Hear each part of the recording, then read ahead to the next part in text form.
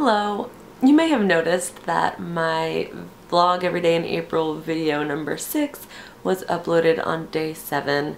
That is because I went out with some friends and didn't get home in time to upload the video. I was going to use YouTube Capture, and I actually filmed something that was really cool with YouTube Capture, but then it wouldn't upload, and I don't know why.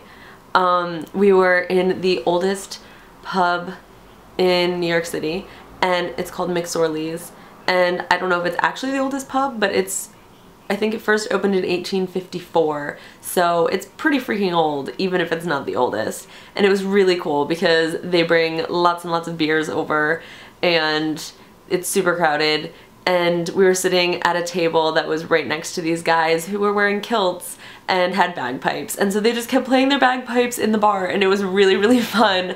And I filmed it, and it was great, and I was gonna share it with you guys, but YouTube Capture doesn't want you to see it, and I can't get it off of my phone since I filmed it with the app, so there's no way that you will ever probably see that footage ever. It's the lost footage of the bagpipes and men in skirts.